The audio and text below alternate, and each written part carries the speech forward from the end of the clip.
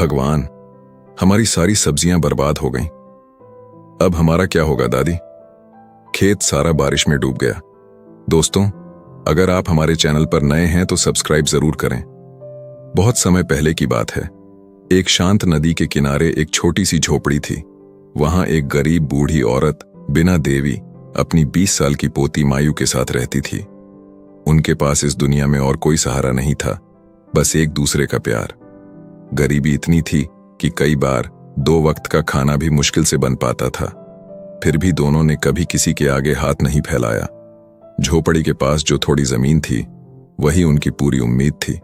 सुबह सुबह बिना देवी लाठी के सहारे उठती और मायू को धीरे से जगाती। फिर दोनों खेत की ओर निकल पड़ती। मायू मिट्टी को नरम करती, पौधों को पानी देती और बिना देवी झुककर पौधों की देखभाल करती। वहीं वे मूली, गाजर, टमाटर और कभी कभी हरी मिर्च उगाती, क्योंकि यही उनकी रोजी रोटी का सहारा था। शाम होते ही वे खेत से ताजी सब्जियां तोड़कर टोकरी में भरती। मायू बड़ी टोकरी सिर पर रखती और बिना देवी छोटी टोकरी हाथ में लेकर गांव की गलियों में चल पड़ती।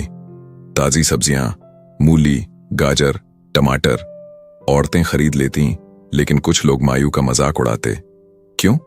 क्योंकि मायू थोड़ी मोटी थी और उसकी सरलता लोगों को हंसी में बदल देती थी। एक दिन कुछ औरतें हंसते हुए कह उठीं, अब इस मायू की शादी कब होगी?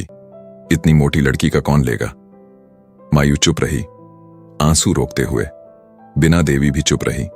दोनों अपने दर्द को भीतर ही भीतर सह रही थीं। रात को आसमान में काले बादल छा गए।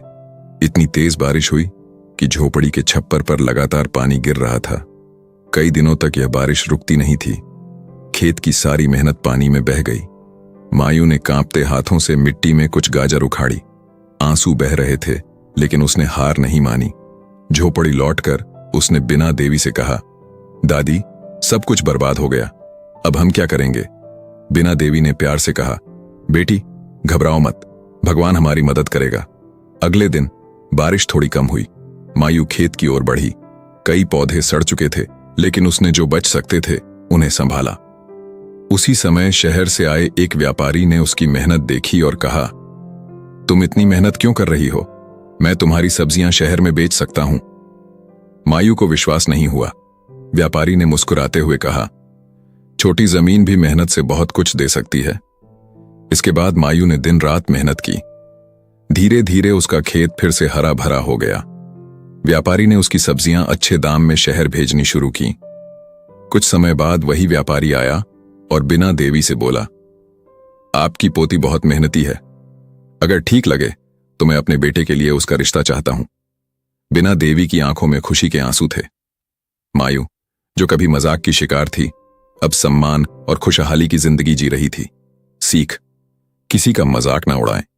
असली पहचान उसकी मेहनत, ईमानदारी और सच्चाई से होती है।